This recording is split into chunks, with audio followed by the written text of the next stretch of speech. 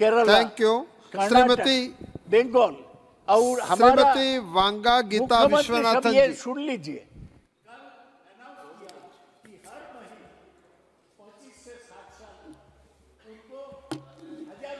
महीना में मिलेगा, कर सकते हैं मोदी सारा देश में। थैंक यू कहीं श्रीमती वांगा गीता विश्वनाथन जी।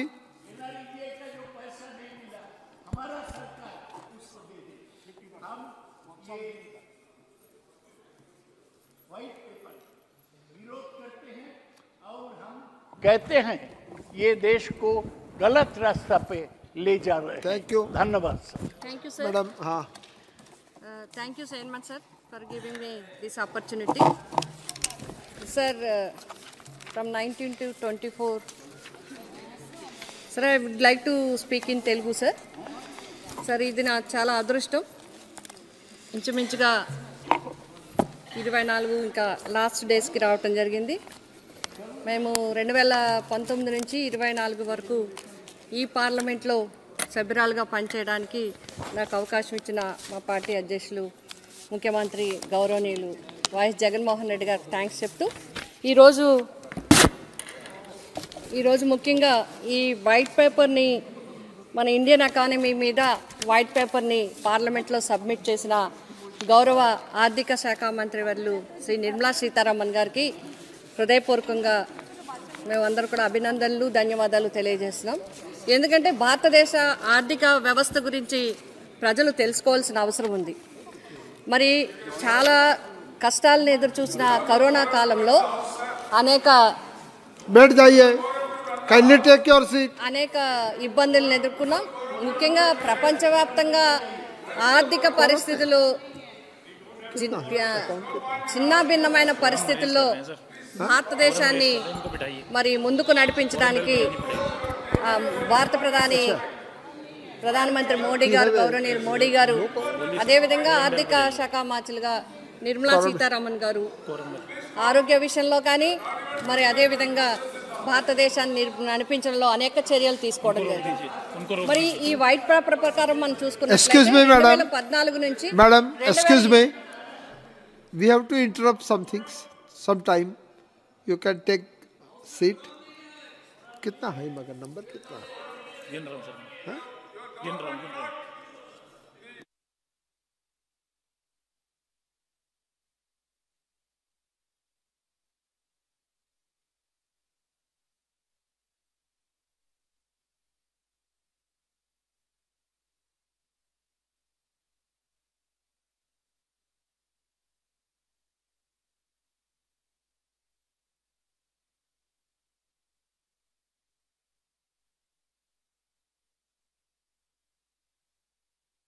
No, it is not so. It is not so. ठीक है, लोग काफी आ गए. चलो, madam, you can start now. Madam, हो गया, लोग आ गए. Sorry, many more than sufficient. You can start. कहीं हो गया है. कहीं आपका स्थान लीजिए.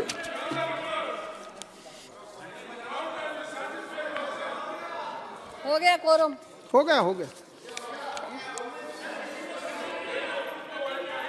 Madam you can start. Thank you sir. Sir, దేశ ఆర్థిక వ్యవస్థపై ఈ వైట్ పేపర్ని తెలియజేయడం జరిగింది. ఇది చాలా అవసరం. భారతదేశ ప్రజలందరికీ కూడా నేడున్న పరిస్థితులన్నింటినీ కూడా తెలియజేయడం అనేది చాలా ముఖ్యమైన విషయం. ఇది అభినందించదగ్గ విషయం. అంతేకాకుండా ఇక్కడ మనం చూసినట్లయితే ఈ వైట్ పేపర్కి సంబంధించి మనం కొన్ని విషయాలు ప్రస్తావించవలసి ఉంది. There are several reports, reputed international bodies that point out concerning levels of economic and income disparity in the country. They highlight the large disparity in wealth distribution in India, mentioning that more than 40% of the wealth created in the country from 2012 to 2021 had gone just 1% of the population, while only 3% had tackled down to the bottom of 50%. Sir, ముఖ్యంగా భారతదేశ ప్రజలకి ఆర్థిక వ్యవస్థను సమయానుకూలంగా ప్రభుత్వం తీసుకున్నది చర్యల్ని కూడా అందరూ కూడా అభినందించవలసిందే. కానీ తీసుకోవాల్సిన చర్యలు కూడా చాలా ఉన్నాయన్నది అందరి అభిప్రాయం. అనేక విషయాలు గౌరవ సభ్యులను ప్రస్తావించడం జరిగింది. మరి బ్లాక్ మనీకి సంబంధించిన విషయంలో కానీ ప్రజలందరికీ కూడా వారి వారి అకౌంట్లలో 15 లక్షల రూపాయలు పడతాయన్న ఆశతో వాళ్ళు ఎదురు చూడటం కానీ, అట్లాగే జిఎస్టీ ఎస్ఎస్సికి సంబంధించిన విషయాలు కానీ, కరోనా తర్వాత మనం చూసుకున్నట్లయితే ఎంఎస్ఎంఎల్లు ఇండస్ట్రీస్ కూడా చాలా దెబ్బతిన్నాయి. ముఖ్యంగా ఎంఎస్ఎంఎల్ కింద బ్యాంకుల్లో లోన్ తీసుకుని ఎవరైతే ఇండస్ట్రీస్ని ఏర్పాటు చేశారో వాళ్ళందరూ కూడా కరోనా కాలంలో పూర్తి లాక్డౌన్ వల్ల చాలా ఇబ్బందులు ఎదుర్కొన్నారు. వారు వడ్డీలు కట్టలేక, ఇండస్ట్రీస్ నడపలేక, ఎస్ఎఫ్సీలు కానీ బ్యాంకుల ద్వారా కానీ అవన్నీ ఇక్కడ ఆస్తులు వేలం వేసే పరిస్థితులకి రావటం జరిగింది. ఈ విషయంలో వారికి సరైన న్యాయం ఇంకా జరగాల్సిన అవసరం ఉంది. బ్యాంకుల ద్వారా కొన్ని సెటిల్మెంట్స్ కూడా చేయాల్సిన అవసరం ఉంది. అయినప్పటికీ కూడా వాటి ప్రస్తావన కూడా అంతగా లేనట్టుగా ఇందులో కనబడుతూ ఉంది సార్. అలాగే ముఖ్యంగా మనం చూసుకున్నట్లయితే ఆర్థిక వ్యవస్థ సమతుల్యత అనేది తగ్గింది. ఎందుకంటే భారతదేశం భిన్న వృత్తులు, భిన్న వ్యవసాయం మీద ప్రధానంగా ఆధారపడి ఉంది. వ్యవసాయ రంగానికి ఎక్కువ ప్రాధాన్యత ఇవ్వాల్సిన అవసరం ఉంది. మరి వాతావరణ పరిస్థితులు బాగోలేకపోవటం వల్ల అనేక పంటలు మొన్ననే ఎక్కువగా మరి వేడి రావటం వల్ల, ఎక్కువగా విపరీతమైన వర్షాలు రావడం వల్ల వరి కానీ, చెరుకు కానీ, మరి పత్తి కానీ, అదేవిధంగా కాయగూరలకు సంబంధించిన పంటలు కానీ, చిల్లీస్ కానీ ఇవన్నీ కూడా పోవడం జరిగింది. మరి ఇటువంటి పరిస్థితుల్లో వ్యవసాయానికి సంబంధించి ప్రత్యేకమైన ఫండ్ ఉన్నట్లయితే రైతులు బాగా పంటలు పండించడానికి, వారి పండించిన వ్యవసాయ ఉత్పత్తులను బాగా పెంచడానికి అవకాశం ఉంటుంది. సరే, ఈ సందర్భంగా నేను ఒక విషయాన్ని ప్రస్తావించదలిచాను. ఇండస్ట్రీస్కి సంబంధించి చాలా ప్రధానమైన చర్యలు తీసుకోవాలి. ఎందుకంటే మనకు ఎగ్జాంపులే నేను చెప్తున్నాను. మన భారతదేశంలో సుమారు 197 షుగర్ ఫ్యాక్టరీస్ క్లోజ్ చేయడం జరిగింది. బట్ దానికి ఆల్టర్నేటివ్గా షుగర్ ఫ్యాక్టరీ అంటే రైతులు ఆధారపడి, చెరుకు రైతులు ఆధారపడి ఉన్నారు, దాని మీద కార్మికులు ఆధారపడి ఉన్నారు, చుట్టుపక్కల వివిధ వృత్తులు చేసుకునేవారు ఆధారపడి ఉన్నారు. ఇన్ని ఇండస్ట్రీస్ ఒక్కసారిగా క్లోజ్ చేస్తే ఆయా జిల్లాలకి కానీ, ఆయా రైతులకు కానీ మరి ప్రత్యామ్నాయ మార్గాలు చూపించకపోవడం అనేది చాలా ఇబ్బందికర విషయం సార్. మరి మా ఆంధ్రప్రదేశ్ విషయానికి వచ్చినట్లయితే మాకు చాలా అన్యాయం జరిగింది. మరి రాష్ట్ర విభజన సమయంలో కూడా అనేక హామీలు మాకు ఇచ్చారు, అనేక విషయాల్లో చెప్పారు. పోలవరం రిహాబిలిటేషన్ కానీ, అదేవిధంగా మరి ముఖ్యంగా మరి పోలవరం పూర్తి కావడానికి సంపూర్ణ నిధులు కేంద్ర ప్రభుత్వం నుంచి మాకు రావాల్సిన కొద్ది నిధులు, ఒక్కొక్క ప్రోగ్రామ్స్కి ఇతర రాష్ట్రాలకి వలె మాకు కూడా కొన్ని నిధులు లేదా అదనంగా నిధులు వచ్చాయి. కానీ పూర్తిగా ఆంధ్రప్రదేశ్ అభివృద్ధి పదంలో నడవాలి అంటే భారత ప్రభుత్వం ఇవ్వాల్సినంత సపోర్టు మేము పొందలేకపోయాము. ఆ అమృతకాలు భారతదేశ ప్రధానమంత్రి గారు గౌరవనీయులు మోడీ గారు ఇచ్చే అమృతకాల్లో పూర్తిగా అమృతం మాకు చుక్కలు కూడా పడలేదనేది మా ప్రజలందరి భావనగా ఉంది. కాబట్టి మరి ఆంధ్రప్రదేశ్ రాష్ట్రం ఏదైతే విడిపోయిందో ఎడ్యుకేషన్లో కానీ, అదేవిధంగా వ్యవసాయ రంగంలో కానీ, నీటిపారుదలలో కానీ, పోలవరం బహుళార్థ సాధక ప్రాజెక్టు ఒక పక్క 900 మెగావాట్లు కరెంటును ఉత్పత్తి చేసే ప్రాజెక్టు. ఇది ఒక ఆంధ్రప్రదేశ్ మాత్రానికి సంబంధించిందే కాదు, భారతదేశం అంటే రాష్ట్రాల సమూహమే భారతదేశం.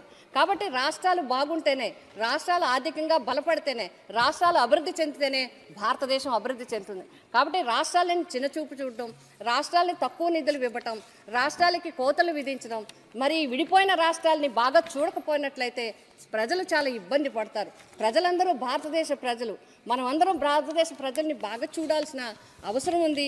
ఆ విధంగా చూస్తారని నేను భావిస్తూ ఉన్నాను. అంతేకాకుండా మరి ముఖ్యంగా మాకు సంబంధించిన అనేక విషయాల్లో మరి మాకు సపోర్ట్ కావాల్సిన అవసరం ఉంది. ఆ విధంగా మాకు సపోర్ట్ భారతదేశం నుంచి లభించాలని కూడా నేను కోరుతున్నాను సార్. అంతేకాకుండా ముఖ్యంగా క్యాపిటల్ ఇన్వెస్ట్మెంట్కి సంబంధించిన విషయాల్లో కూడా మాకు కోత చాలా విధించడం జరిగింది. కాబట్టి వాటిని కూడా ఇవ్వాలని చెప్పి మేము తెలియజేస్తున్నాం. అంతేకాకుండా చివరిగా 2 విషయాలు నేను ప్రస్తావించాలనుకుంటున్నాను. ఏపీ రీఆర్గనైజేషన్ చట్టం ప్రకారం మాకు ఇవ్వాల్సిన integrated refinery and petrochemical complex and integrated steel plant at Kadapa under section 93 of AP reorganisation act, ఈ ప్రాజెక్ట్స్ని ఇంకా మాకు పూర్తిగా అందించాల్సిన అవసరం ఉందని మీకు తెలియజేస్తూ ఉన్నాం. అంతేకాకుండా ఇంకా చాలా వరకు కొన్ని కాలేజెస్, కొన్ని యూనివర్సిటీస్ని గ్రాంట్ చేయడం జరిగింది. వాటికి పూర్తిగా నిధులు కూడా మంజూరు చేయాలని చెప్పి నేను కోరుతా ఉన్నాను. చివరగా మరి దీనివల్ల ఆర్థిక పరిస్థితి తెలిసింది. 2014 నుంచి 24 వరకు 2014 నుంచి ఉన్న ఇబ్బందుల్ని బాగా వివరించడం జరిగింది.